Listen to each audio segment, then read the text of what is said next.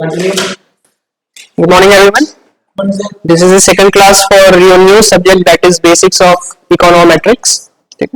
In the first class, we have discussed about what is econometrics. It is a combination of three terms basically. One is economics, second is mathematics, and third is statistics. In econometrics, we test the economic theories with the help of mathematical equations and statistical inference. After that, we discuss the steps involved in the econometrics. Okay, so today we are starting with a new topic, that is statistical concepts, where we see different concepts related to statistics. What is mean, what is standard deviation, variance, sampling, distribution.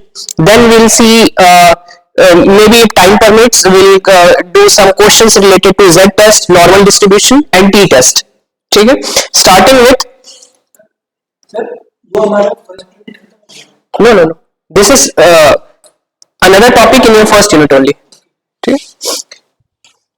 Now, see, basically, econometrics is used in research process. Okay. Where research is all about trying to make inferences. If you want to know more about your population with the help of your sample, research is a thing, and econometrics help in research.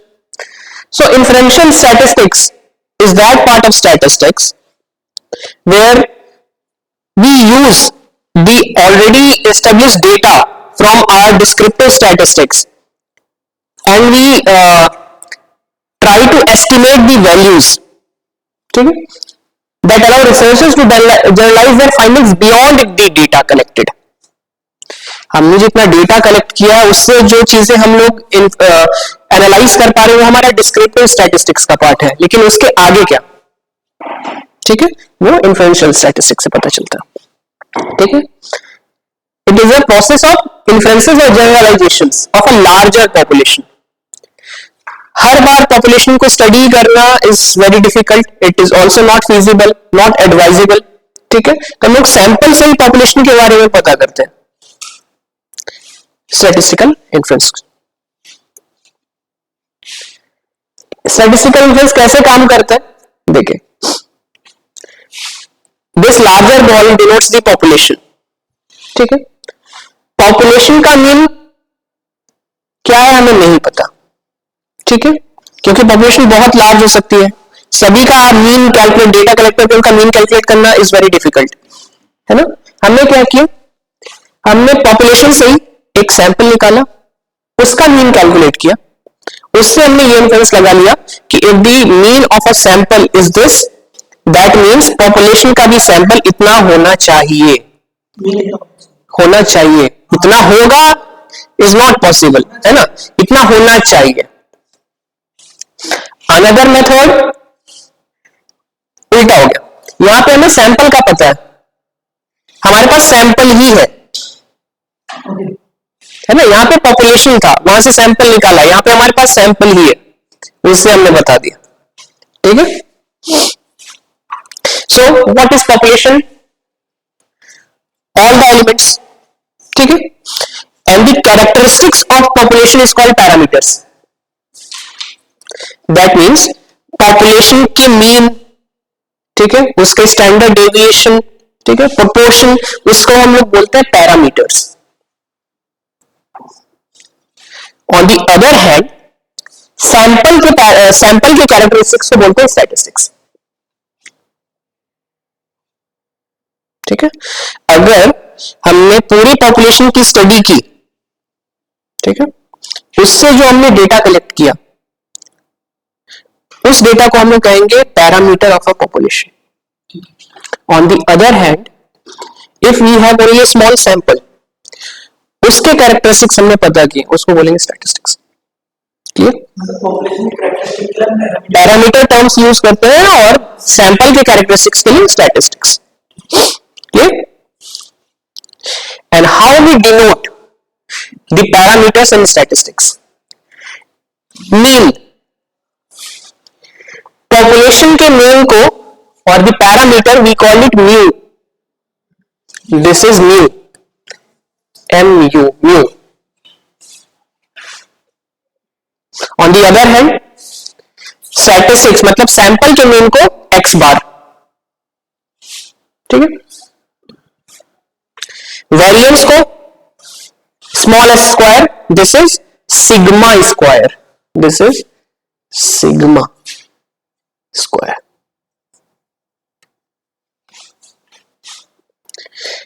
Variance and standard deviation, you know the difference between variance and standard deviation, पता है ना इतना? Variance का symbol है small S, small, variance का small S square, small S square, हाँ, sigma. Proportion small p capital P, ठीक है. एंड दिस टर्म, दिस ये p की तरह लग रहा है ना, लेकिन इसको कहते हैं रो, RHO, रो, ठीक. इसको प्रॉपर्टी मतलब जैसे p कैसे बनाएंगे वो ये नहीं दिख रहा, ये क्लियर नहीं दिख रहा है, ये p की तरह ही रहता है लेकिन थोड़ा सा कर्व रहता है, ऐसे रहता है. लेकिन सर पैरामीटर का जो p है वो क्यों है, दिस इज जो प्रोपोर्शन का कैपिटल P है, ये तो कैपिटल ये इंग्लिश अल्फाबेट के टर्म है, ठीक है.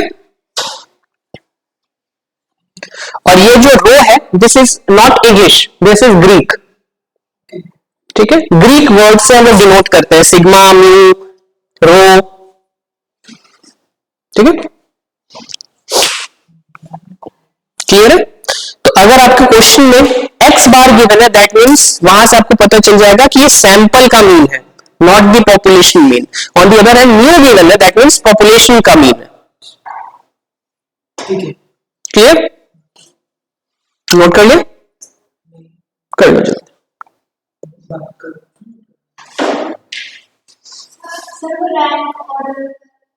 Rank small r subscript small s, this is row subscript s.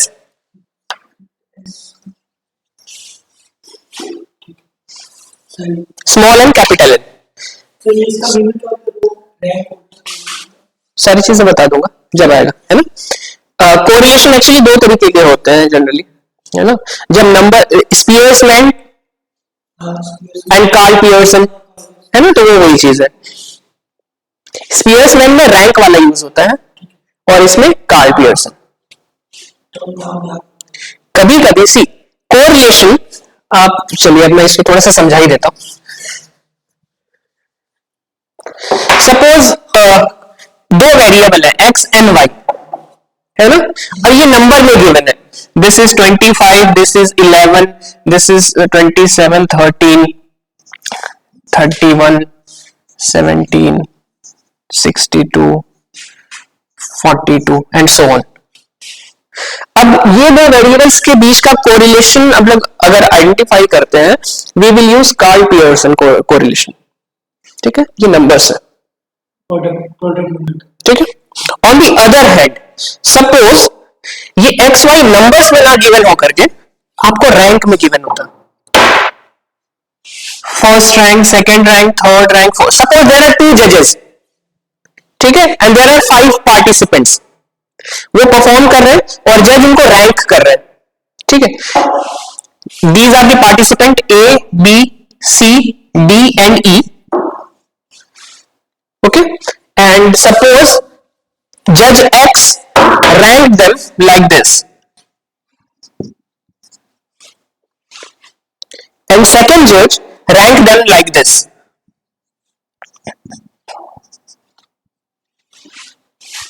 Sir ये रैंक ऑर्डर कोरिलेशन में क्या है सर, आर के बाद से सबस्क्रिप्ट कैसे है, स्मॉल एस, छोटा नीचे में आर के, एस एस और उसमें रो, रो में एस. अब यहां पे आपके पास रैंकिंग है, not the numbers. In this case we will use Spearman rank correlation method. Clear? If small s is given, small n is given, that means it is number of element in a sample, and capital N is given, population में कितने elements हैं.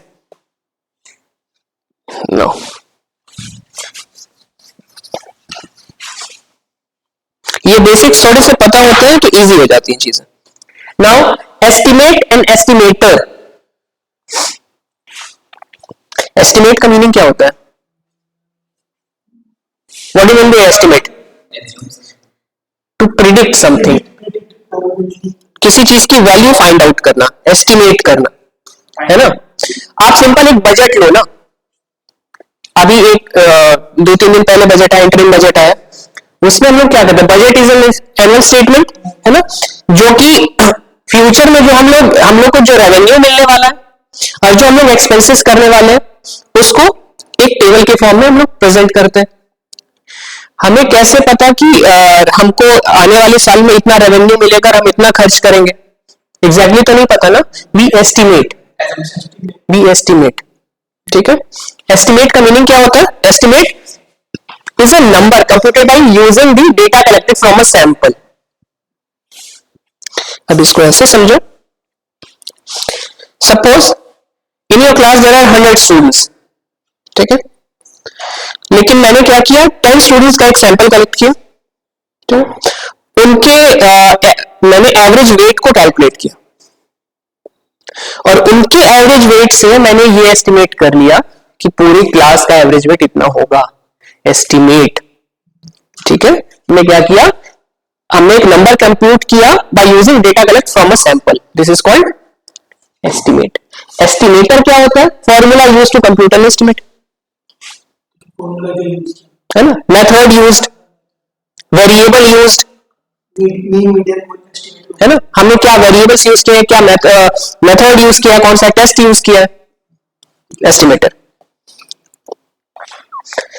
Estimation का process कैसा होता है? First, the relevant population is carefully defined. in our case your entire class is our population. Second method, the parameter of interest are identified. What I want to compute? I want to compute the average weight. Okay. Third, a representative sample is selected. ठीक है. Now this is also very important. A representative, ये क्या term लिखा है? representative sample. Entire population में से मैंने एक छोटा सा प्रोपोर्शन निकाला और उससे मैं एस्टिमेट कर रहा हूं पूरे पॉपुलेशन के बारे में. अगर मेरा सैंपल उस पूरे पॉपुलेशन को रिप्रेजेंट नहीं कर सकता तो सैंपल से मैं जो डेटा कलेक्ट करूंगा, जो एस्टिमेट करूंगा, वो सही नहीं होगा पूरे पॉपुलेशन के लिए. ठीक है. इसी सपोज आपकी क्लास में 100 स्टूडेंट्स है जिसमें से मैंने 10 लोगों को एक सैंपल में कलेक्ट किया. ठीक है. और मुझे उनका एवरेज वेट कैलकुलेट करना है. ठीक है. अब मेरे से एक छोटी सी गलती ये हो गई कि मैंने क्या किया कि मैंने सिर्फ जो अंडरवेट जो स्टूडेंट्स थे ना उन्हीं को अपने सैंपल में ले लिया. सैंपल कलेक्शन से. हाँ. अब जब अंडरवेट स्टूडेंट्स मेरे सैंपल में इंक्लूड हो गए, अब उनका मैं एवरेज वेट कैलकुलेट करूंगा. अब उससे अगर सपोज वो एक्स नंबर आया कोई, उससे मैं ये एस्टिमेट करूंगा कि अगर ये सैंपल का एवरेज वेट इतना है तो पूरे क्लास का एवरेज वेट इतना होगा. दिस इज नॉट राइट, क्योंकि वो अंडरवेट स्टूडेंट्स रिप्रेजेंटेटिव सैंपल नहीं है. ठीक है. इसीलिए these are called sampling errors. हमने सैंपलिंग में क्या गलतियां की है. ठीक है. There are various method to calculate sample, है ना. वो सारी चीजें अभी डिस्कस करेंगे हम लोग. So a sample must be representative sample. हमें ऐसे सैंपल को कलेक्ट करना है कि वो पूरे पॉपुलेशन को रिप्रेजेंट करे accurately.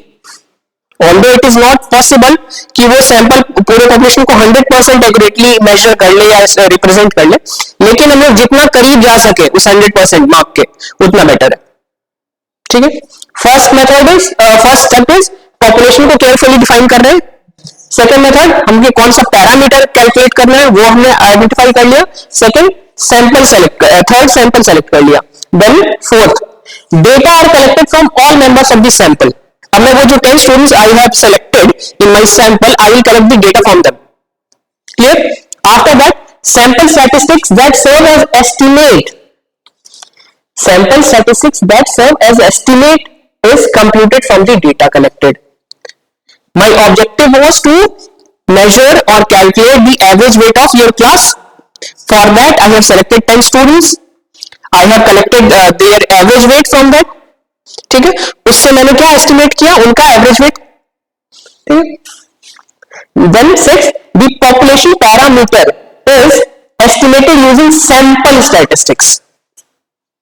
That means, in our case, this is x bar.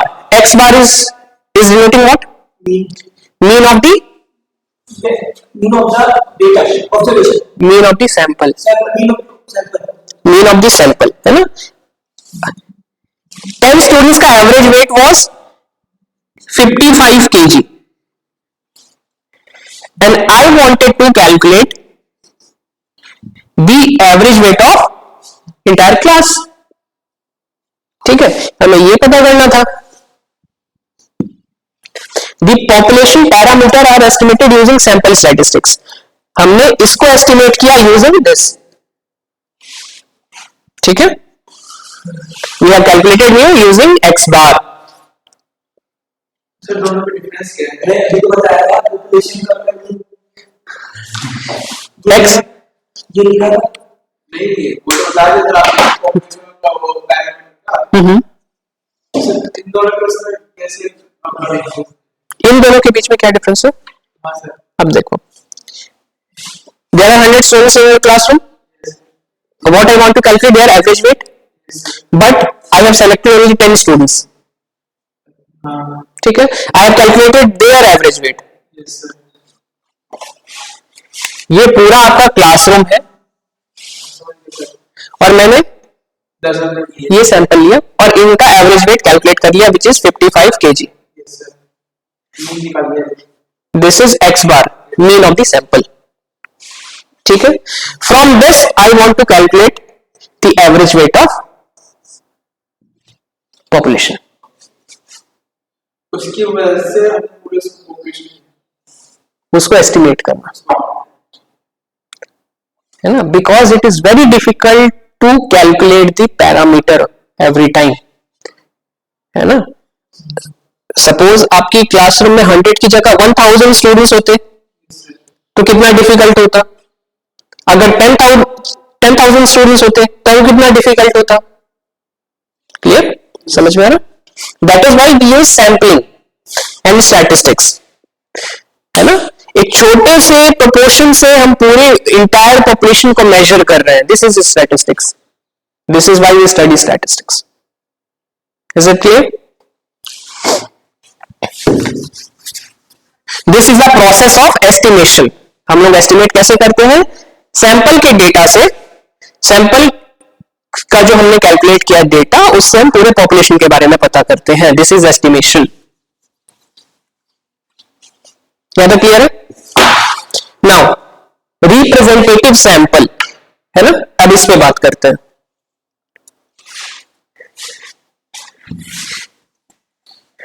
Types of samples. हम लोग सैंपल कैसे कैलकुलेट करें, कैसे हम लोग डिसाइड करें कि हमारे ये जो पूरा पॉपुलेशन है, पूरे पॉपुलेशन के से हमें जो छोटा सा प्रोपोर्शन निकालना है एज अ सैंपल, हम लोग कौन से मेथड से कैलकुलेट करें, कौन से मेथड से एक्सट्रैक्ट करें वो sample, so that small sample represents the entire population. ठीक है, there are various methods. So basically we divide that sampling technique into two groups: probability sampling and non-probability sampling. ठीक है, write down. Under probability sampling,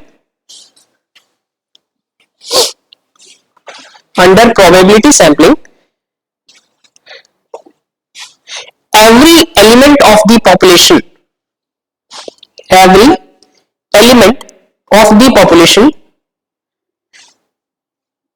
have an equal chance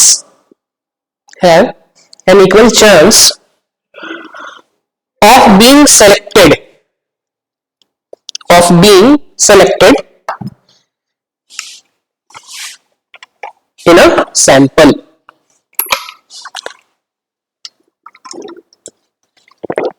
On the other hand,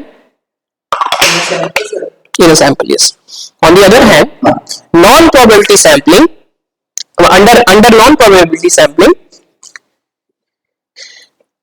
the elements of the population does not have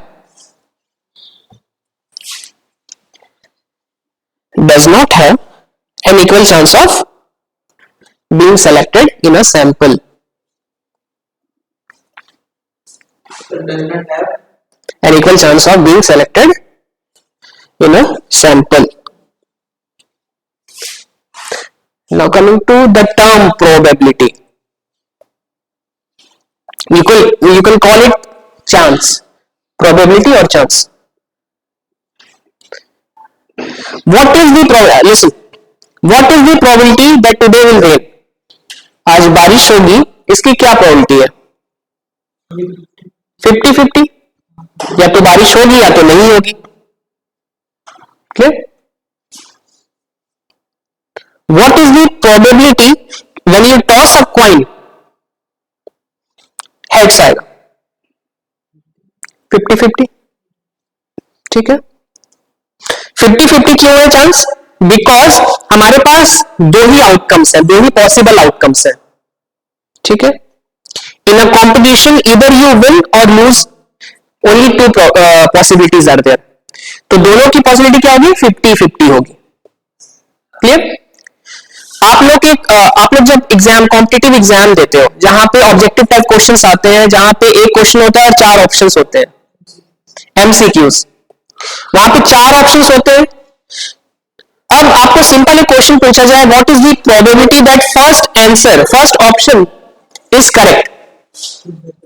25%, है ना? What is the probability that third option is correct? Again 25. आपके पास 4 possibilities थी. ठीक है, चारों के equal chance थे. That means 25%, 25%, 25%, 25%.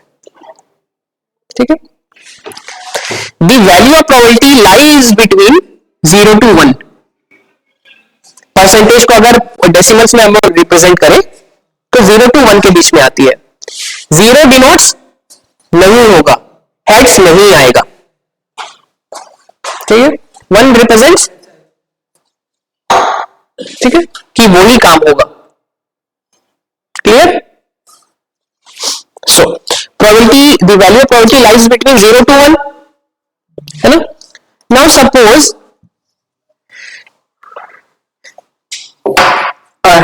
in our example there are 100 students in your classroom. उसमें से हमें 10 स्टूडेंट्स को सेलेक्ट करना है. ठीक है, अब वो जितने 100 स्टूडेंट्स है, सबके सेलेक्ट होने के चांस कितने थे? 1%, दैट इज 0.01 प्रोबेबिलिटी थी. सभी की इक्वल चांस थे, है ना? On the other hand non probability sampling में ऐसा जरूरी नहीं है. कुछ के ज्यादा चांस होंगे, कुछ के कम होंगे. फॉर एग्जांपल, सपोज 100 स्टूडेंट्स में से उस दिन 50 स्टूडेंट्स ही आए थे क्लास में, दैट मीन्स जो 50 नहीं आए थे तो उनके तो चांस खत्म हो गए. और 50 स्टूडेंट्स में से मुझे 10 स्टूडेंट्स को सेलेक्ट करना है, तो उनके चांसेस बढ़ गए, है ना? अब इक्वल चांस नहीं रहे. डिफरेंस समझ में आ रहा है probability sampling, non probability sampling में? So this is your homework. You have entire week. You have to study and make a short note on all 8 sampling methodologies. Simple random sampling, simple stratified sample, systematic sampling, cluster sampling. For probability sampling and non-probability sampling में passive sampling, convenience sampling, quota sampling, snowball sampling. ठीक है, इसमें से भी आपके internal exam में से at least questions आएंगे. You have to make a small notes on all the topics here. Note कर लीजिए.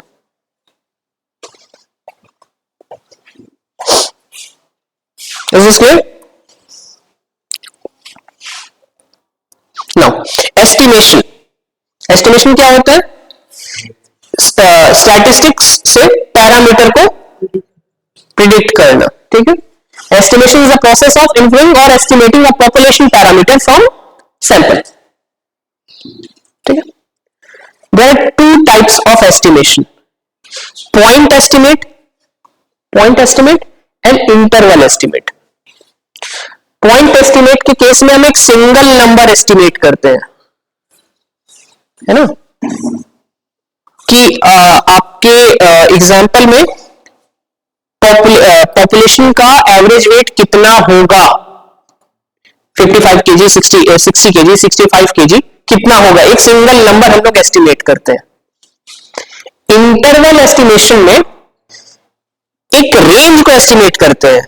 क्या बोलेंगे हम लोग कि आपकी क्लास का एवरेज वेट 55 से लेकर के 65 के बीच में होगा कहीं पे, एक रेंज हमने आइडेंटिफाई कर लिया। Interval, lower limit, upper limit, ठीक है, कि आपकी जो एवरेज वेट होगा आपके पूरे क्लास का कम से कम 55 केजी होगा और ज्यादा से ज्यादा 65 केजी होगा। This is interval estimation. Clear? Now we have certain terms like sampling errors, sampling distribution and confidence interval. ठीक है, सैंपलिंग एरर क्या होता है? अगर हमने सैंपल को ठीक से कलेक्ट नहीं किया, ठीक है, there are so many things included in sampling error. बहुत सारे तरीके होते हैं जिससे सैंपलिंग एरर होते हैं, है ना। कभी कभी क्या होता है, आपको जो आपका जो सैंपल है, रिस्पोंडेंट है, वो आपको एक्यूरेट इंफॉर्मेशन भी नहीं दे रहा है, गलत बता रहा है ना। किसी से पूछा आपका वेट कितना, और वो 80 केजी का होगा लेकिन वो बोलेगा मैं तो 75 का ही हूं, ठीक है, एक्यूरेट इंफॉर्मेशन नहीं गिवन, है ना। कभी कभी हो रहा है कि आपने बस ये देखा कि जो ब्राइट स्टूडेंट्स है आपने उन्हीं को बुलाया कि आ जाओ अपने वेट्स दे दो, ठीक है। ये बहुत सारे तरीके होते हैं जिससे एरर हो सकता है। Sampling distribution, this is very important. Sampling distribution and confidence interval. Sampling distribution को 2-3 बार मैं समझाऊंगा, एक बार में इसको समझना थोड़ा सा मुश्किल हो जाएगा। सैंपलिंग डिस्ट्रीब्यूशन को इसको ऐसे समझिए, 100 स्टूडेंट्स है पूरे पॉपुलेशन में, जिसमें से मुझे 10 स्टूडेंट्स को सेलेक्ट करना था इन माय सैंपल, ठीक है। अब सपोज मैंने रोल नंबर वाइज सबको सेलेक्ट किया, ठीक है। मैंने क्या किया, फर्स्ट 10 रोल नंबर्स थे उनको सेलेक्ट कर लिया, मेरा एक सैंपल बन गया। दिस इज सैंपल ए, ठीक है, इग्नोर कर दिया उनको।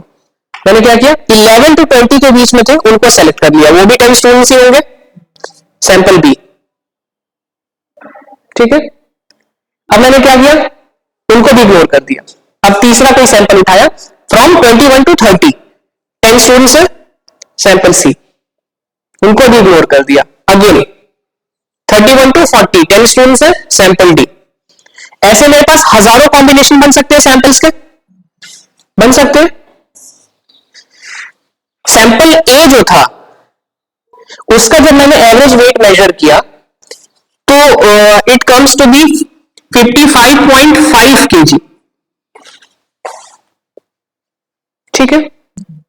ऑन द अदर हैंड मैंने सैंपल ए को इग्नोर कर दिया, सैंपल बी का जब मैंने एवरेज वेट कैलकुलेट किया it comes to be 52.75 KG. Sample C का कलेक्ट किया, it comes 62.75 KG. Sample D का 65.1 केजी एंड सो ऑन। मेरे पास जितने तरीके के सैंपल बन सकते हैं सबका एक एवरेज वेट होगा ना। अगर मैं ये सारे जो एवरेज वेट्स कैलकुलेट किए फ्रॉम माय सैंपल्स उसको अगर एक ग्राफ में प्लॉट करूं, ठीक है, तो उसको कहेंगे sampling distribution.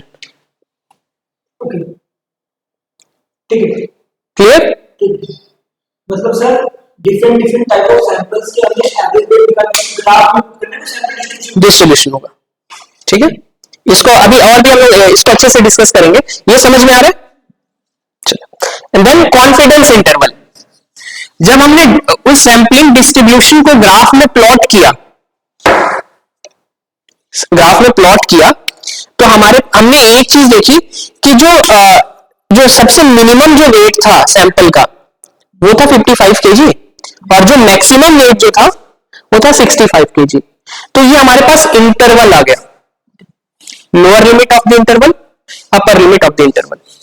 Clear? Interval estimation, we used to estimate the population parameter from sample data through building a confidence interval. Clear? Range of values together with the probability, ठीक है, और confidence level,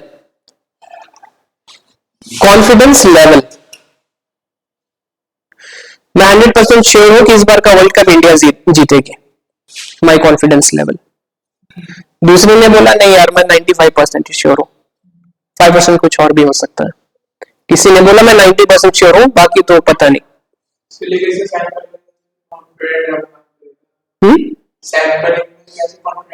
हाँ, अब मैं बता रहा हूं। 100 स्टूडेंट्स थे जिसमें से मैंने 10 स्टूडेंट्स को निकाला, उनका वेट मेजर किया, वो 57 केजी आया, है ना। मैंने ये देखा यार मेरे सैंपल का एवरेज वेट 57 केजी है, तो मेरे ख्याल से पूरे क्लास का भी एवरेज वेट 57 केजी ही होना चाहिए, है ना। ठीक है, अगर मैंने पूछ लिया आपसे कि आप कितना श्योर हो कि 57 केजी होगा, तब आप क्या बोलोगे? This is confidence level.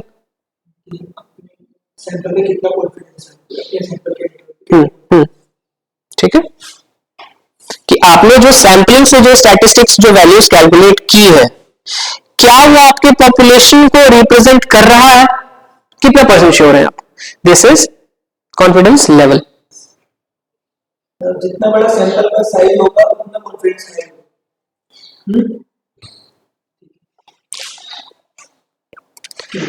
Confidence interval, a range of value computed from the sample data that has known probability, है ना, capturing some population parameter of interest, 90% sure, 95% sure या 99% sure. See, it is not possible कि आप sample से पूरे population के बारे में एग्जैक्टली एक्यूरेटली प्रिसाइजली सारी चीजें मेजर कर लो, कहीं ना कहीं पे कोई मिसिंग लिंक जरूर होगा। दैट इज वाई जो सैंपलिंग से जो हम कैलकुलेट एस्टिमेट करते हैं उसमें हम 100% श्योर नहीं होते हैं। There is always a 1% chance और 5% चांस और 10% चांस कि जो आपने जो एस्टिमेट किया है वो गलत भी हो सकता है। ठीक है, in general popularly we use these three, out of these three only 95% and 99% ज्यादा यूज करते हैं, जिसमें से भी 95% आपके ऑलमोस्ट जितने क्वेश्चंस जो आप लोग करोगे ना एग्जाम में भी, तो 95% कॉन्फिडेंस लेवल पे ही पूछेगा। 5% जो एरर है वो आपको रहेगा अलग से। ठीक है,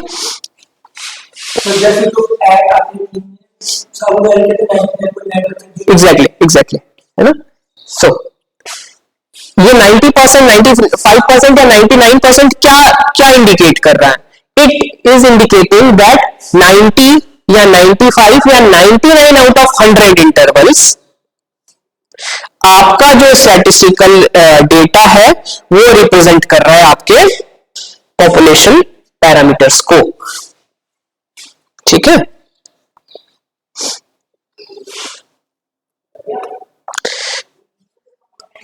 samples rarely mirror exactly the population, already we have discussed, है ना। सैंपल हर बार पॉपुलेशन को रिप्रेजेंट कर ले, इट इज नॉट पॉसिबल। ठीक है, तो जब वो रिप्रेजेंटेटिव सैंपल हमारे पास नहीं आता है तो we have to face sampling errors. ठीक है, clear. Sampling distribution already discussed कि जब हमारे पास एक बहुत सारे सैंपल्स आगे फ्रॉम सेम पॉपुलेशन, ठीक है, उनको अगर हम एक ग्राफ में प्लॉट कर रहे हैं तो वो डिस्ट्रीब्यूशन जो होगा सैंपलिंग डिस्ट्रीब्यूशन होगा। ठीक है, सैंपलिंग डिस्ट्रीब्यूशन ऑफ मीन, हमने जो एवरेज वेट निकाला था अगर उसको प्लॉट किया तो सैंपलिंग डिस्ट्रीब्यूशन ऑफ मीन हो गया वो। ठीक है, अब नाउ अंडरस्टैंड दिस.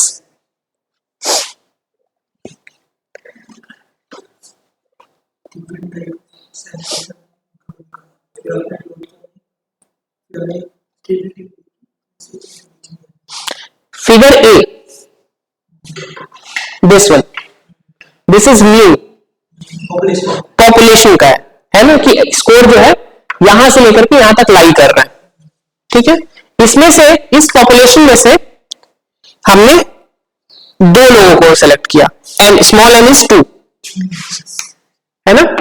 वहां पे एक का 64 है, एक का 66.5 है. वेट मान लो, स्कोर मान लो, हाइट मान लो, कुछ भी मान लो. ठीक है, जब सैंपल साइज थोड़ा सा बढ़ गया तो उसका डिजाइन कुछ ऐसा हो गया. और इकट्ठे करें. हाँ, M36 जब हो गया तो ये देखो एकदम नॉर्मली बेल शेप्ड हो गया.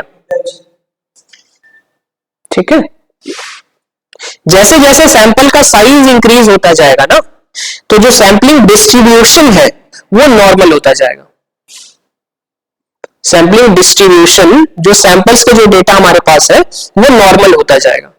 इसको दोबारा से समझाता हूं मैं एक बार. मतलब उसे हमें एक्यूरेट डेटा मिलता रहेगा. आप रियल लाइफ में अगर देखो, ऑब्जर्व करो, जनरली जो आपको लोग मिलेंगे, अगर हाइट का कंपैरिजन करते हैं, सपोज हाइट के बारे में बात कर रहे हैं, तो आपको ज्यादातर जो लोग मिलेंगे वो एवरेज हाइट वाले मिलेंगे, है ना. कुछ लोग होंगे जो बहुत ही ज्यादा लंबे होंगे और कुछ लोग होंगे बहुत ज्यादा शॉर्ट होंगे, लेकिन जनरली एवरेज हाइट वाले होंगे लोग, है ना. रियल लाइफ में ऑब्जर्व करते हैं, अगर सपोज ये हाइट मान लो 60 to 70, ये हाइट मान लो, तो बहुत कम लोग होंगे जिनकी हाइट इतनी होगी, मतलब बहुत ज्यादा लंबे होंगे, और बहुत कम ही लोग ऐसे होंगे जिनकी जो हाइट होगी बहुत कम होगी. ज्यादातर लोग कहां पे होंगे, एवरेज हाइट वाले होंगे, यहां पे लाई कर रहे होंगे.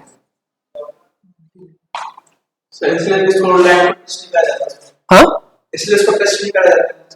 टच नहीं किया जाता है. हाँ, टच नहीं होता है. हाँ, इसके कैरेक्टरिस्टिक्स भी विल डिस्कस, है ना. सो जनरली क्या होता है, एवरेज ऑब्जर्वेशन हम लोग को मिलती है, जहां पे ज्यादातर जो वैल्यूज जो लाई करती है वो मिडिल में लाई करती है. ठीक है, और बहुत कम वैल्यूज होती है जो एक्सट्रीम एंड्स में लाई करते हैं, लेकिन देयर इज पॉसिबिलिटी कि होगा, लेकिन बहुत कम होगा. ठीक है, this is the probability 0.1, 0.2, 0.3 to 1. ये प्रोबेबिलिटी है ना.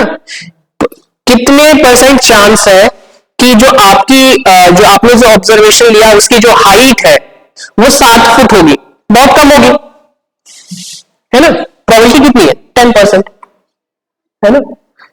लेकिन 5 फुट 10 इंच बहुत ज्यादा लोगों की होगी हाइट, तो उनकी प्रोबेबिलिटी 60-70% है. क्लियर. वाई एक्सिस में हमारे पास प्रोबेबिलिटी है, एक्स एक्सिस में ऑब्जर्वेशंस है. Clear. This is sampling distribution, how we distribute a sample. Sir एक एग्जांपल है, जैसे विराट कोहली किसी प्लेयर की आप इनिंग्स देख स्कोर उनकी, तो जो एवरेज निकलता है वो सैंपल डिस्ट्रीब्यूशन क्यों निकलता है. जो नहीं, क्रिकेट में क्या होता है, जितने भी इनिंग्स उसने बैटिंग की है सबको इंक्लूड करते हैं, है ना. लेकिन अब उसमें भी आते हैं, suppose the ODI batting average of Virat Kohli is 60. ठीक है, but the ODI world cup average, batting average of Virat Kohli is 90, है ना. अब इससे हमें क्या पता चला कि विराट कोहली वर्ल्ड कप में नॉर्मल मैचेस से और भी ज्यादा अच्छा खेलता है. समझ में आया. जरूरी तो नहीं कि विराट कोहली सारे मैच अपने वर्ल्ड कप वाले खेल रहा है. हमारे पास आ गया कि जो पूरे पॉपुलेशन में से उसकी जितनी भी इनिंग्स हुई थी उसमें से जो वर्ल्ड कप में जो उसने मैचेस खेले हैं उसमें उसका परफॉर्मेंस और अच्छा है. This is sampling data. हाँ, ठीक है, उसको डिस्ट्रीब्यूट, हम उसको ग्राफ में प्लॉट कर सकते हैं, फिर वो डिस्ट्रीब्यूशन में आ जाएगा, ठीक है।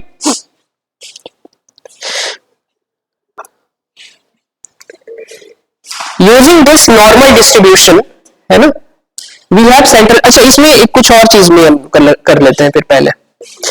अच्छा, जैसे जैसे सैंपल साइज इंक्रीज होता है, जो शेप है नॉर्मल होता जाता है, ठीक है।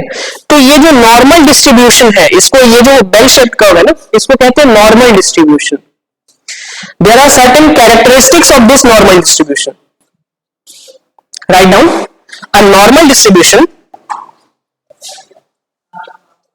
a normal distribution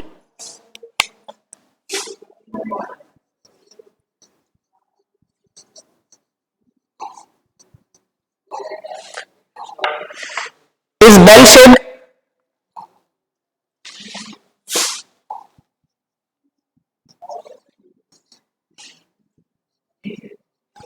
unimodal। Unimodal का मीन्स, इसका मतलब ये होता है the mean is equals to the median is equals to the mode, same होगा। बेल शेप्ड, जिसका मीन भी, मीडियन भी और मोड तीनों इक्वल होंगे। सबसे ज्यादा भी वही आएगा जो एवरेज होगा, सबसे ज्यादा मोड भी सेम होगा। ज्यादातर लोगों का हाइट जो है 5 फुट 10 इंच है, मोड हो गया, ठीक। यूनिमोडल होगा, बेल शेप्ड होगा, है ना, और ये जो टेल्स देख रहे हो आप,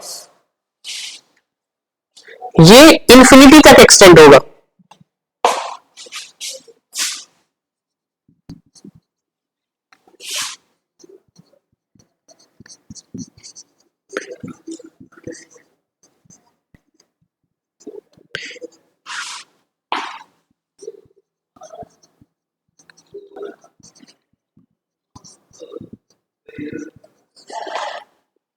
Don't touch the axis and extends to infinity, ठीक है। The entire area under the curve is 1, ये पूरा 100% है, ठीक है। प्रोबेबिलिटी 100% होती है ना, या फिर 0 to 1 के 1 होती है ना। इंटायर एरिया इज 100% या 1, ठीक है, जिसमें से ये जो आपका मीन है, मीन के लेफ्ट साइड का एरिया 50% है, दिस इज 50%, मीन के राइट साइड का भी एरिया 50% है, इक्वल है दोनों साइड, ठीक है, समझ में आ रहा है। और इस केस में the mean is 0, standard deviation is 1।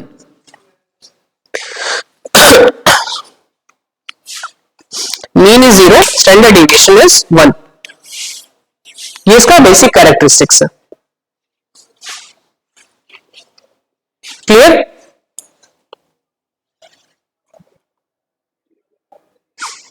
These are some characteristics of a normal distribution of sample. There are so many types of distribution, like uniform distribution. सब में इक्वल नंबर आ रहा है। There are exponential distribution. Exponential distribution में जो आपका curve जो बनेगा,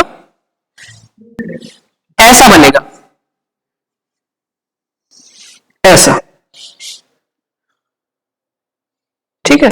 बहुत तरीके के डिस्ट्रीब्यूशन होते हैं, जिसमें से ये है नॉर्मल डिस्ट्रीब्यूशन, जो कि generally we use in our study, ठीक है। ये नोट कर लिए।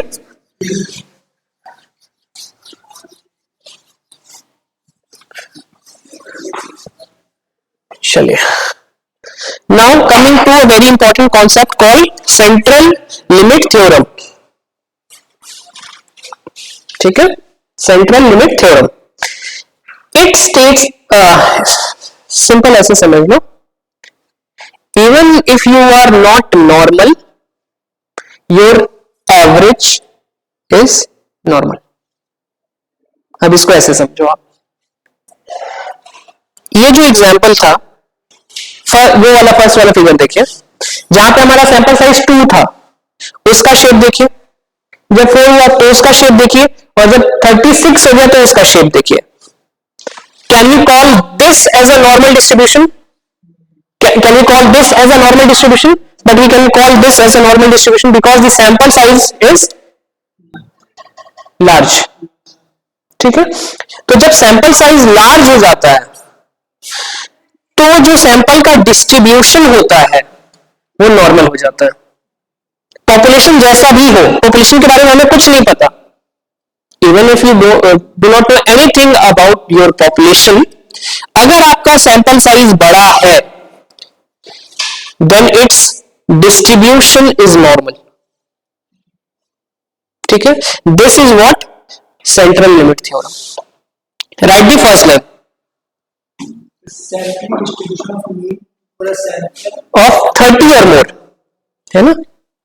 अगर आपका सैंपल साइज 30 या उससे ज्यादा है, ऑल्दो ये तो 20 भी होता है तो भी एग्जैक्टली आ जाता है नॉर्मल डिस्ट्रीब्यूशन, लेकिन 30 या 30 से ज्यादा है, this theorem says that when the sample size is 30 or more, उस केस में जो आपका जो डिस्ट्रीब्यूशन होगा वो नॉर्मल होगा, है ना, is normally distributed regardless the shape of the population। आपका पॉपुलेशन जैसा भी हो, आपका पॉपुलेशन जैसा भी हो, लेकिन उस पॉपुलेशन में से जो हमने सैंपल का डेटा कलेक्ट किया है उसको अगर ग्राफ में प्लॉट करेंगे तो उसका डिस्ट्रीब्यूशन नॉर्मल होगा। सर मान लो अगर 1 लाख 1 करोड़ पॉपुलेशन उससे कम से कम 30 चाहिए, तब आपका जो डिस्ट्रीब्यूशन है वो नॉर्मल होगा। ठीक है, has the mean equal to the population mean. ठीक है, second line is what, has the mean equal to the population mean. That means अगर सैंपल साइज बड़ा है तो सैंपल का जो डेटा है वो पॉपुलेशन का भी डेटा होगा। ठीक है, although with some confidence level. ठीक है, हैज अ स्टैंडर्ड डेविएशन और standard error of the mean equal to the population standard deviation.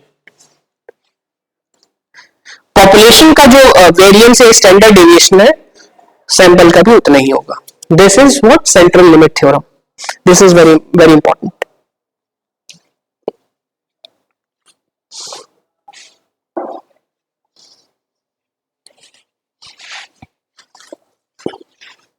Noted? चलिए जल्दी।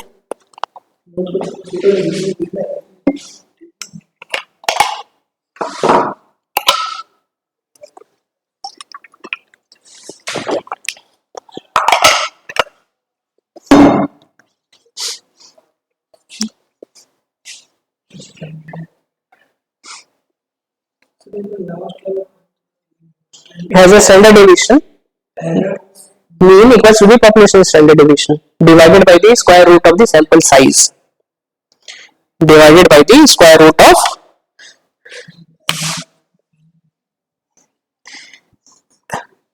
this is sigma denotes what?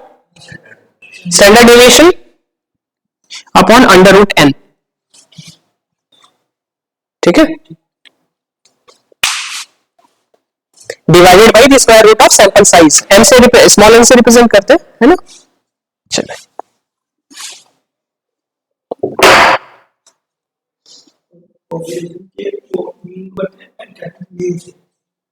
Population के मीन को म्यू से डिनोट करते हैं, और सैंपल साइज को कैपिटल पॉपुलेशन की साइज को एन कैपिटल एन से।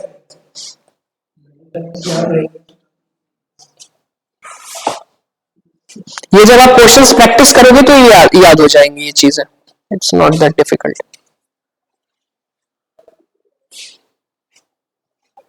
Now moving to the next slide. चले, कॉन्फिडेंस इंटरवल्स। कॉन्फिडेंस इंटरवल आपका जो रेंज कहां पे लाई कर रहा है ना, कितने से कितने के बीच में लाई कर रहा है, उसमें is the probability that the interval computed from the sample data includes the population parameter of interest। Population का जो एवरेज वेट हमें फाइंड आउट करना था using the sample average weight, है ना, जब हमने सैंपल के एवरेज वेट सैंपलिंग डिस्ट्रीब्यूशन को हमने ग्राफ में प्लॉट किया, है ना,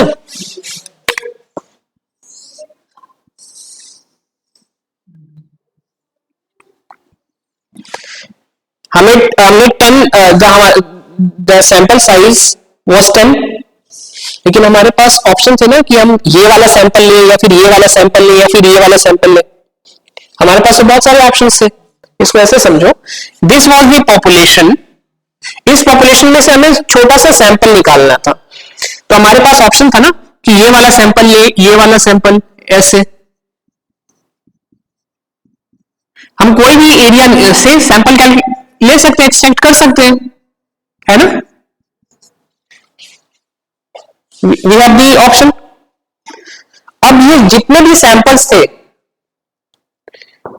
ठीक है, उनका भी अपना कोई एवरेज वेट होगा, ठीक है, उस एवरेज वेट को जब हमने प्लॉट किया सैंपलिंग डिस्ट्रीब्यूशन में, है ना, तो उसमें भी एक सिंगल तो पॉइंट आया होगा ना जो उसका मीन होगा, मीडियन होगा, मोड होगा, है ना, तो अब ये जो आया मीन मीडियन मोड, ये पॉइंट, ठीक है, a confidence interval is the probability that the interval computed from the sample data, this was the interval computed from the sample data, includes the population parameter of interest, कि जो population का, जो पूरी class का जो average weight है वो यहां से लेकर के यहां के बीच में कहीं ना कहीं तो लाई करता ही होगा। वो इंटरवल पॉपुलेशन और सैंपल के सेम है? सेम नहीं है, सेम है, लेकिन ये सैंपल का डिस्ट्रीब्यूशन था, सैंपल का एक मीन था, है ना, ये एक मीन था, ये है ना, ठीक है, तो जो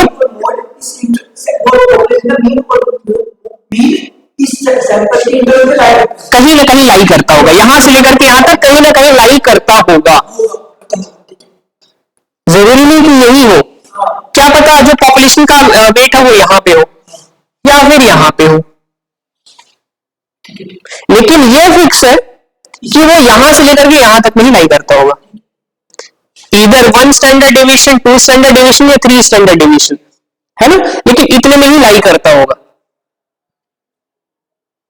हम इतने कॉन्फिडेंट हैं कि ये जो सैंपल है, इससे हमने जो डेटा निकाला है, उसका जो डेटा है is equal to the population data, we are confident enough.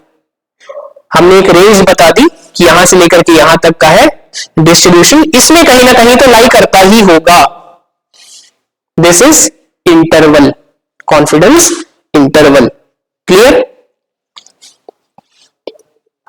Now coming to various levels of confidence interval levels, that is 90%, 95% or 99%, है ना। Now Z table values,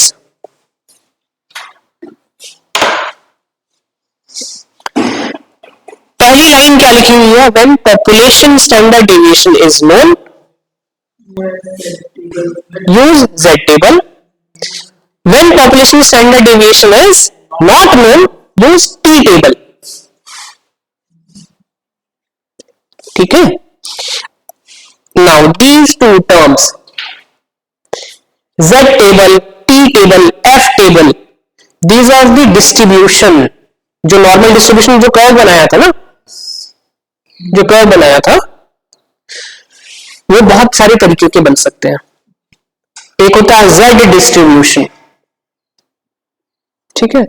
Z distribution हम लोग कब यूज करते हैं, जब सैंपल की जो साइज है वो 30 से ज्यादा हो, central limit theorem, and population standard deviation is known. Write down, Z table is used, Z table is used when the sample size is more than 30 and The population standard deviation is known. Population standard deviation is known. ठीक है, अभी z के बारे में करते हैं, पहले z complete करेंगे फिर t पे आएंगे. ठीक है, जब सैंपल साइज बड़ी है और स्टैंडर्ड डिविएशन नोन है, उस केस में हम लोग z डिस्ट्रीब्यूशन यूज करेंगे, z टेबल यूज करेंगे.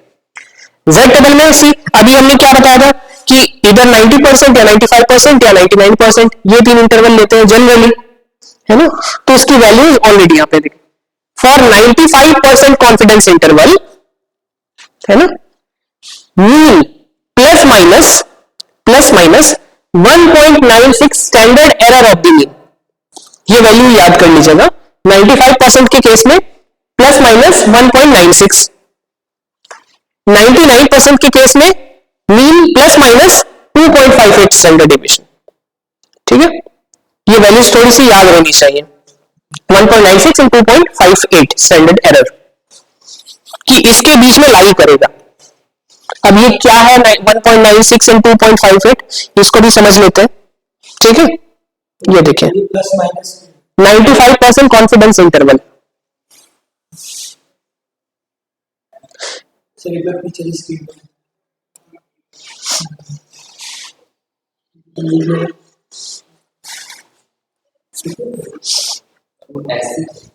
Standard error.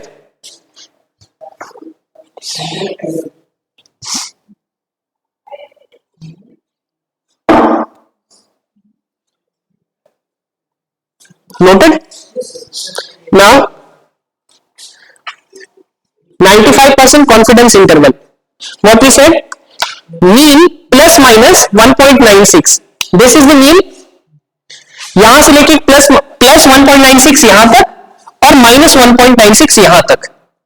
ये इतना एरिया जो है ना 95% है. What we said earlier कि ये जो पूरा area under this curve is 1 और 100%, उस 100% में से 95% ये एरिया है. समझ में आया? यहां से लेकर के यहां तक का जो एरिया है, पूरा area under the curve is 100%. Out of that 100% जो 95% जो है वो यहां से लेकर के यहां तक है. ठीक है, इसको ऐसे समझो, एक सिंपल सा तरीका है. 100 लोगों में से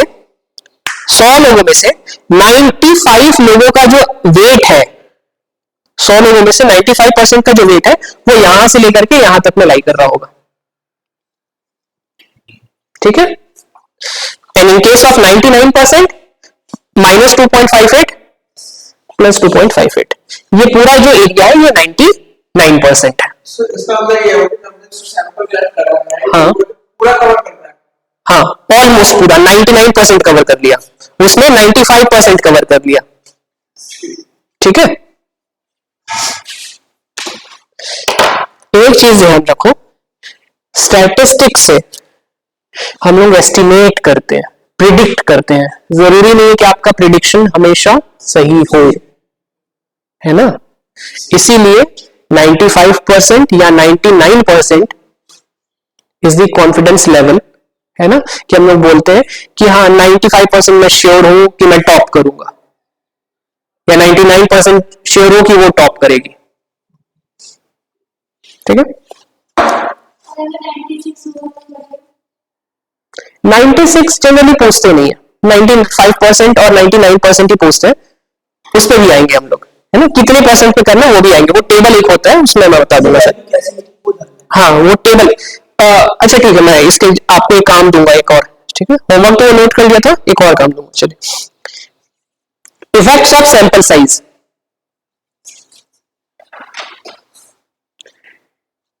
दिस वॉज द पॉपुलेशन का डिस्ट्रीब्यूशन है. Sample size when n equals to 1 2 16 36. ये देखिए जब 36 जब आया, है ना, तो ये जो डिस्ट्रीब्यूशन है सेंटर में ज्यादा पीक्ड हो गया, है ना.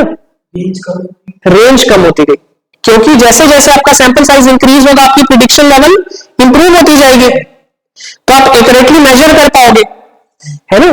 दैट इज वाई जैसे जैसे सैंपल का साइज बड़ा होगा ये जो पीकनेस है बढ़ती जाएगी, और ये जो सिकुड़ता जाएगा। ठीक है, क्या लिखा हुआ है? Relationship between sample size and standard error of the mean, है ना। इसमें जैसे sampling distribution of mean based on sample size and 36, वहां पे 1.67 आ गया। यहाँ पे ये भी वैल्यू याद रखने वाली है, मैं बता रहा हूं क्यों।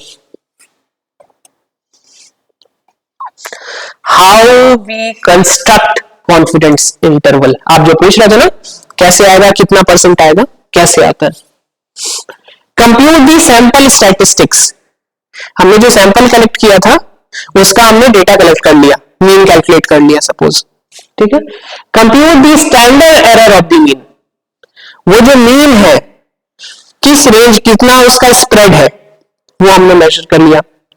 Make a decision whether you want 95% sure, you want to be 95% sure और 99% श्योर, वो आपने डिसाइड कर लिया, और कुछ भी डिसाइड कर लिया आपने। Find the tabled value for 95% और 99% confidence interval. Tabled value, tabled value means अगर आप Z टेबल यूज कर रहे हैं, Z टेबल कब यूज करते हैं, जब आपका सैंपल साइज ज्यादा हो, पॉपुलेशन स्टैंडर्ड डेविएशन लो हो, तो Z टेबल यूज करोगे। तो उस टेबल में हम लोग देखेंगे 95% की क्या वैल्यू है या 99% की क्या वैल्यू है, ठीक है।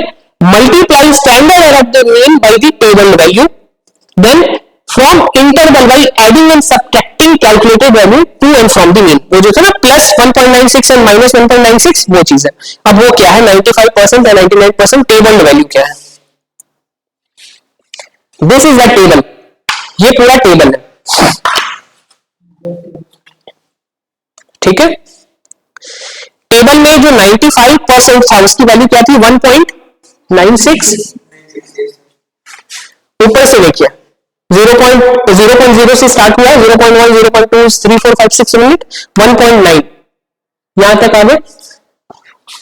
0.00, 0.01, 02, 03, 05, 4, 5, 6, 1.96 क्या वैल्यू आ गई, 0.9750 है ना। This is 0.9750।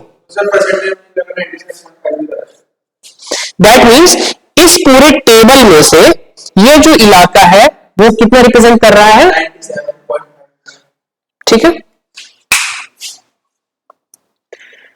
Turn values into Z score. अब ये क्या है, जो आपको जो ये जो वैल्यू आई है 9750 है ना, उसके लिए एक तरीका होता है, एक फॉर्मूला होता है, write down this formula. Z equals to, कोई नहीं मैं सिखा दूंगा, अभी ये सीख जाओगे, इजीली सीख जाओगे। Z equals to, this is X sample का mean, this is mu population का mean, this is standard deviation, ठीक है। आप अपने जो डेटा जो आपने कलेक्ट किया उसको Z में कन्वर्ट कर रहे हो।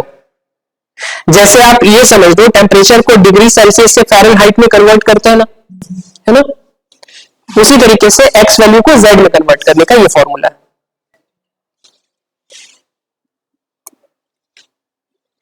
Z score number of sigma units above और below distribution mean, positive negative, ठीक है।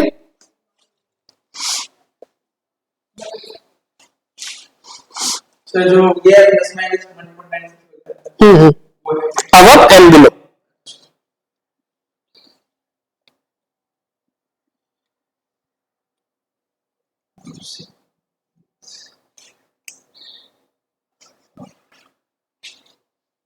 Note clear.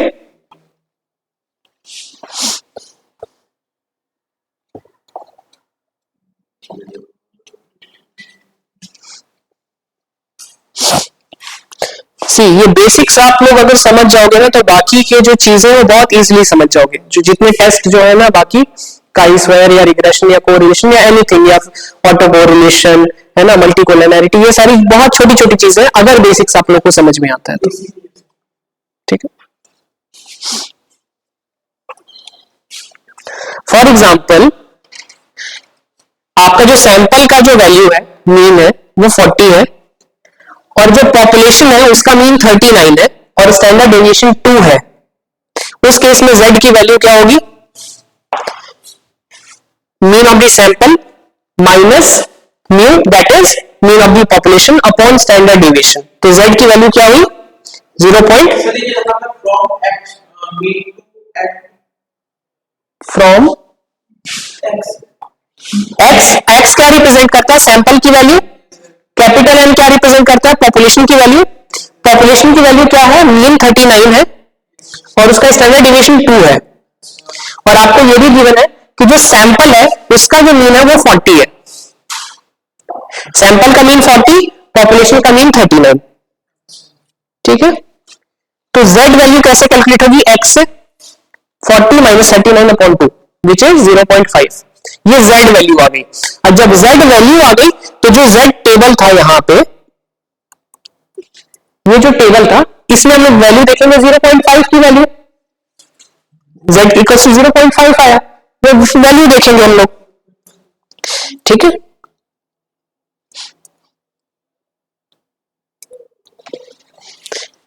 z के जो क्वेश्चंस होते हैं कैसे सॉल्व करते हैं?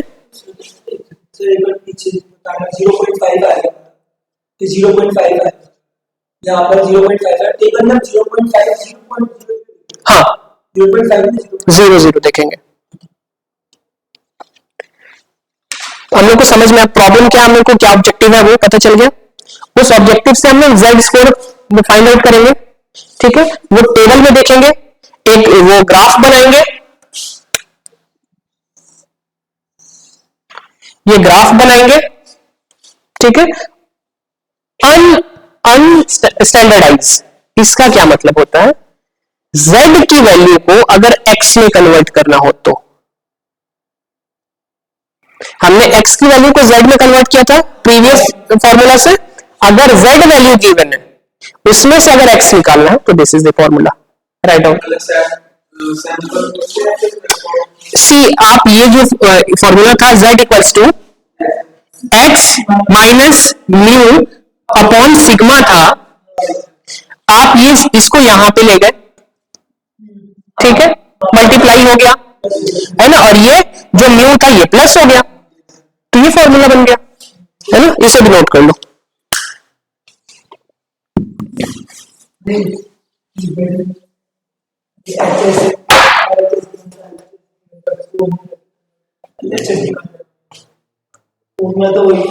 ठीक है, नोट कर लिया। इसको एग्जांपल के थ्रू देखते हैं। देखो ये नोट कर लिया ना, चलिए वहां पे जो हमने जो 1.96 की वैल्यू निकाली थी वो कितनी निकाली थी? 0.9750। अगर हमें 97.5% गिवन है, ठीक है, उसका अगर z वैल्यू निकालना हो तो कैसे निकाल लेंगे? हमें ये वैल्यू जो टेबल होगा उसमें से इसको फाइंड आउट करेंगे, 97.5 को फाइंड आउट करेंगे। हमने देखा कि वो यहां पे लाई कर रहा है, तो इसके करस्पॉन्डिंग में जो है वो आपका वैल्यू हो गया। हाँ, सी दो चीज हो सकती है, या तो पेपर में आपको टेबल गिवन होगा या फिर z की वैल्यू गिवन होगी, लेकिन उसको कैसे यूज करना है it is up to you. ठीक है, तो अब ये जो नेक्स्ट होमवर्क है वो ये है, z table and t table कैसे देखते हैं ये आपको सीखना है पूरे हफ्ते में। हाँ, अभी पूरी तरीके से नहीं आया, अभी एक चीज मैं और चीज बता देता हूं। दिस इज द डिस्ट्रीब्यूशन, है ना। वैल्यू इधर भी लाई कर सकती है, वैल्यू इधर भी लाई कर सकती है। This is called two tailed test. Mean से बड़ी भी, मीन से छोटी भी, two tailed, both direction. For example, आपका जो मीन है, पॉपुलेशन का वेट जो है या तो 55 kg होगा या फिर नहीं होगा। नहीं होगा मतलब ज्यादा भी हो सकता है, कम भी हो सकता है। हाइपोथेसिस हो गया। हाइपोथेसिस हो गया। उस केस में ये टू टेल टेस्ट हो गया, ठीक है। कभी कभी होता है वन टेल टेस्ट। आप बस इतना पता करना चाहते हो कि जो एवरेज वेट है वो 50 से ज्यादा है या नहीं, ठीक है। एक साइड का आप जानना चाह रहे हो, बस सिर्फ पीछे वाला तो जानना ही नहीं चाह रहे हो, कम वाला ज्यादा है या नहीं, बस इतना पता करना है आपको, है ना। वो होता है one tail test. One tail test आपको सीखना यह है कि अगर टू टेल टेस्ट हो रहा है तब जेड टेबल की वैल्यू कैसे देखते हैं, और अगर वन टेल टेस्ट हो रहा है तो कैसे देखते हैं। नेक्स्ट क्लास में when we do the numericals on this, आपको खुद से बताना होगा कि कैसे देखते हैं, ठीक है। आप अपने मोबाइल फोन में डाउनलोड करके ले आओगे वो टेबल्स जेड की और टी की, और खुद से मुझे वैल्यूज बताओगे। Is it clear?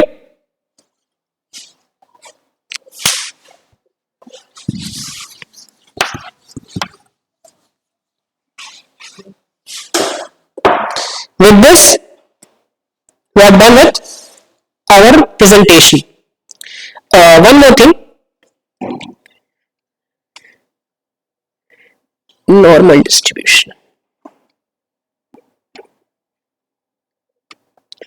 जो चीजें हम लोगों ने अभी की हैं उसको एक बार रिवाइज कर लें थोड़ा सा।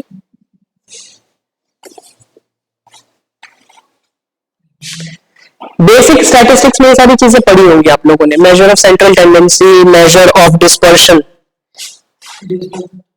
स्प्रेड, कितना स्प्रेड है डेटा का, है ना, और एवरेज कितना, दिस इज सेंट्रल टेंडेंसी, है ना, कि मिडिल वैल्यू क्या है, मीन मीडियन मोड से हम लोग को पता करते हैं मिड वैल्यू, ठीक है। तो ये सारी चीजें एक्सप्लेन करने की जरूरत है कि मीन क्या होता है, मीडियन क्या होता है, मोड क्या होता है, ये सब ये पता है, चलिए ठीक है। डिस्पर्शन भी पता होगा, वेरिएंस क्या होता है, स्टैंडर्ड डेविएशन क्या होता है ना।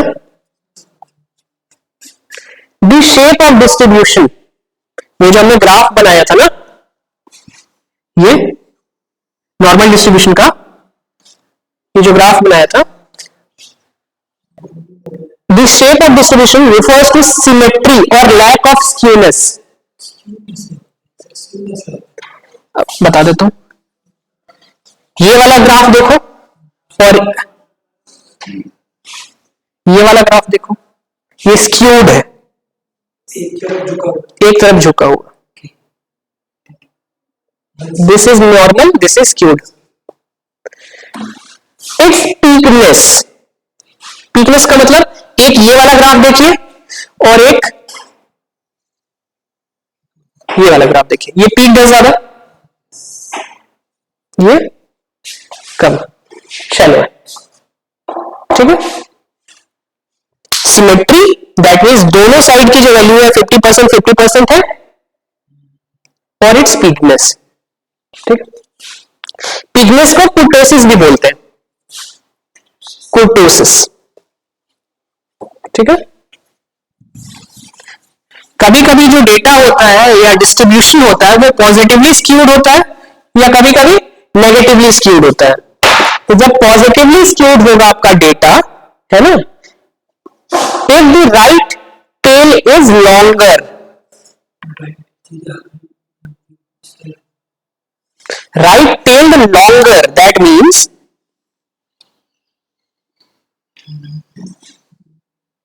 this is positively skewed।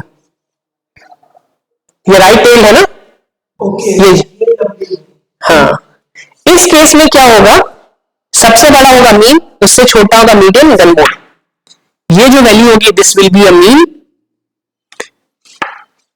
है ना।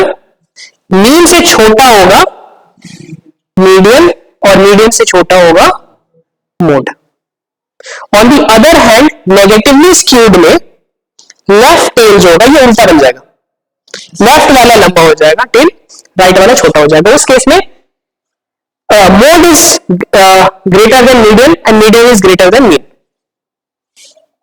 और यूनी मॉडल जो होता है नॉर्मल डिस्ट्रीब्यूशन में mean equals to median equals to mode. Clear? ऐसे क्वेश्चंस आते हैं एग्जाम में, मतलब इंटरव्यूज में, ऑब्जेक्टिव टाइप में, ठीक है। कोटोसिस मीन्स पीकनेस, वो 3 तरीके के होते हैं। हाँ, कर्टोसिस 3 तरीके के होते हैं, लेप्टोकर्टिक, मेसोकर्टिक, प्लेटिकर्टिक। जो सबसे ज्यादा पीक होता है उसे लेप्टोकर्टिक बोलते हैं, जो नॉर्मल होता है उसे मीजोकर्टिक बोलते हैं, और जो छोटा होता है प्लेटिकर्टिक। बना लो।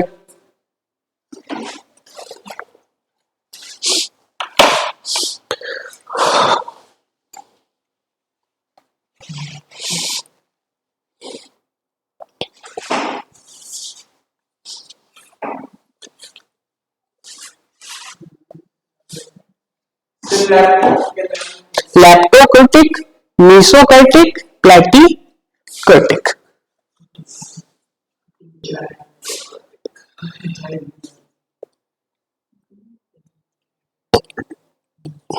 ठीक है। अच्छा,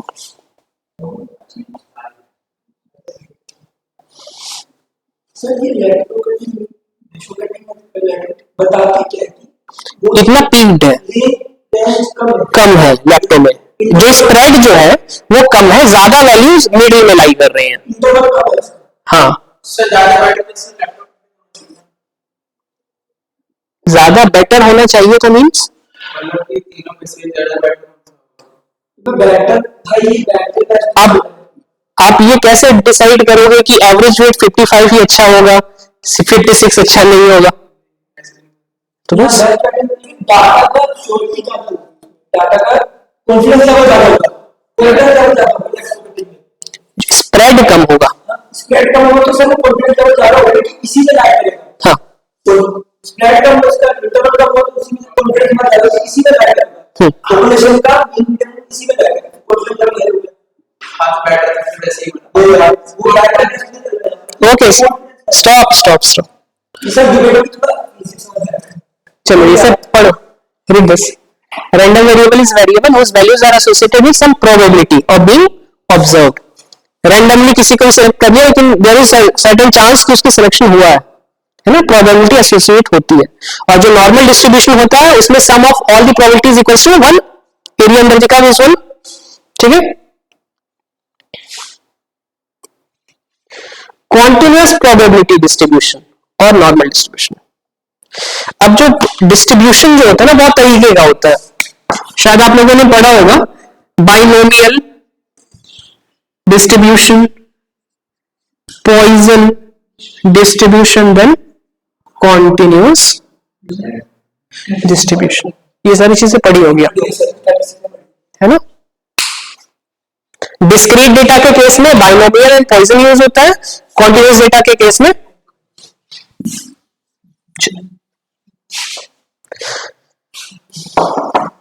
continuous random variable infinite number of values within an given interval, उसमें कोई भी वैल्यू आ सकती है।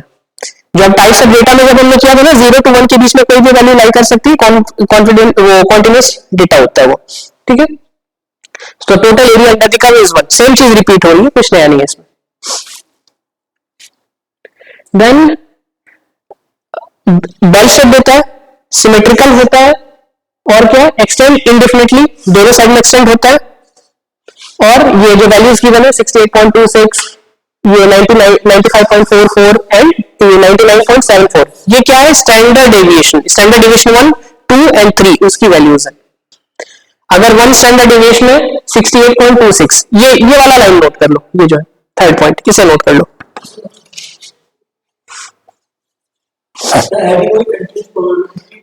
जो नॉर्मल डिस्ट्रीब्यूशन की कैरेक्टरिस्टिक्स लिखे हैं ना, उसमें ये चीज नोट कर लो ऐसा।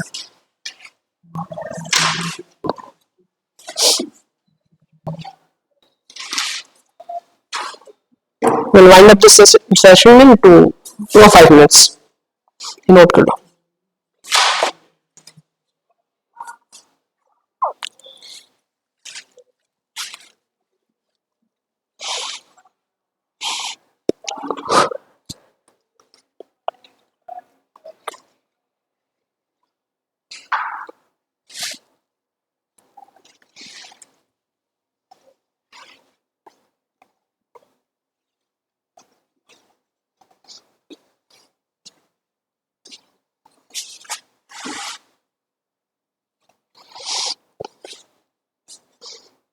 1 standard deviation means 68.26% of the area under the curve. 2 standard deviation means 95.44% area under the curve, and 3 standard deviation means 99.74% area under the curve. इसका ये मतलब होता है कि ये जो ग्राफ है, दिस इज द मीन. अगर 1 स्टैंडर्ड डेविएशन है, दिस इज 1 स्टैंडर्ड डेविएशन, तो ये जो है, ये जो एरिया है, ये कितना एरिया है? 68.26% है. If you talk about 2 standard deviation, this is 2 standard deviation, तो यहां से लेकर के पूरा यहां तक का एरिया कितना है? 95.44%. मैं वही तो समझा रहा हूं.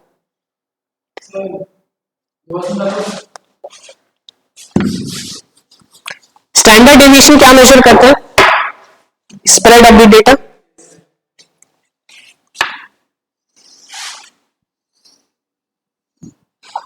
This is a normal curve.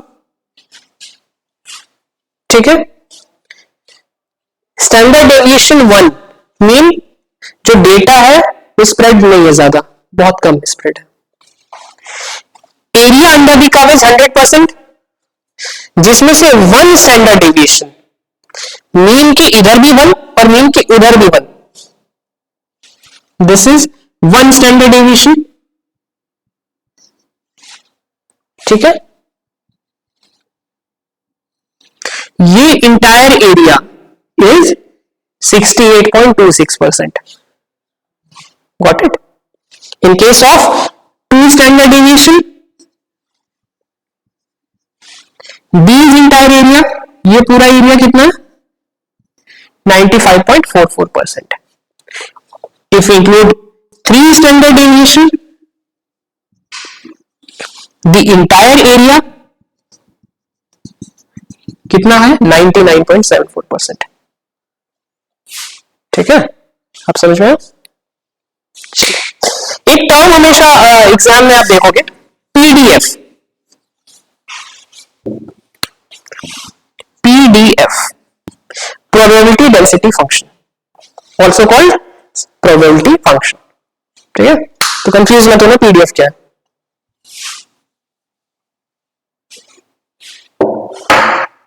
एक प्रोबेबिलिटी डिस्ट्रीब्यूशन फंक्शन होता है, क्युमुलेटिव डिस्ट्रीब्यूशन फंक्शन होता है, सीडीएफ. ठीक है. क्लियर है? Then parameters. Mean is mu, standard deviation sigma. This is for parameters, population. Mu controls the location, है ना, and sigma controls the spread. Mid value कहां पे लाई करेगी, किस लोकेशन पे लाई करेगी? म्यू. कितना डिस्ट्रीब्यूशन स्प्रेड होगा? सिग्मा. ठीक है.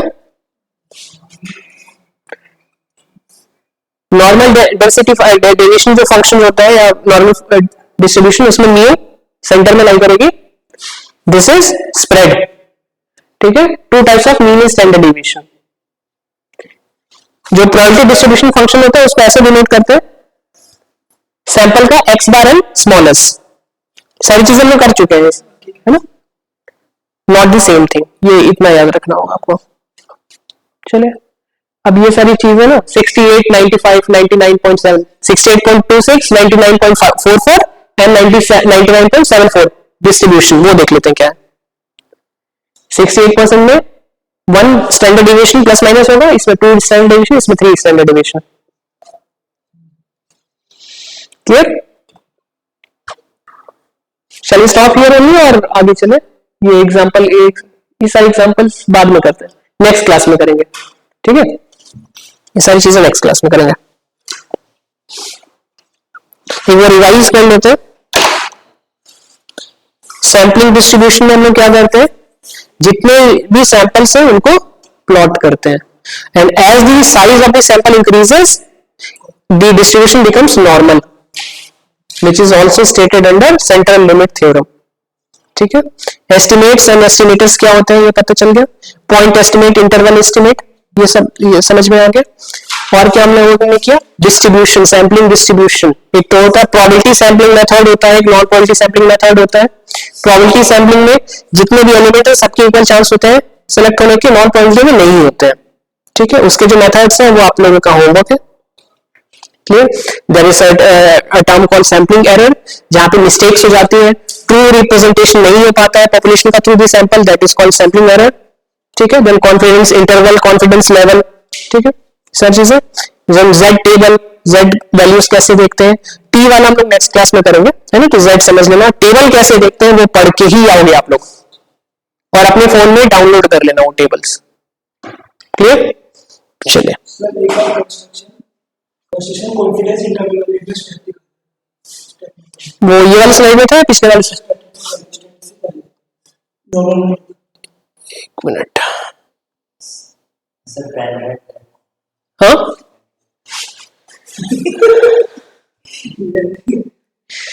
कौन सा बोल रहे हैं बता लो। स्टैटिस्टिकल वाला उसमें था कंस्ट्रक्शन कॉन्फिडेंट इंटरवल, ये सर शो नहीं हो रहा। एक मिनट हाँ सर, नोट कर लो।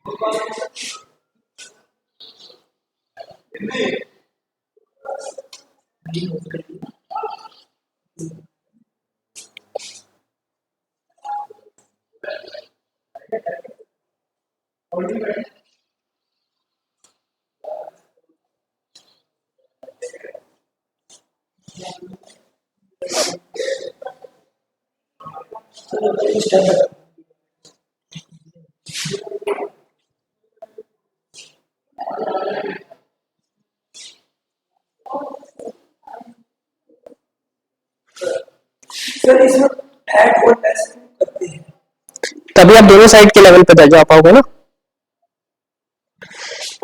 ये ऐसी, this is mu which is 0, है ना, तो इस साइड का एरिया भी 50% है, इस साइड का भी एरिया 50% है। क्लियर?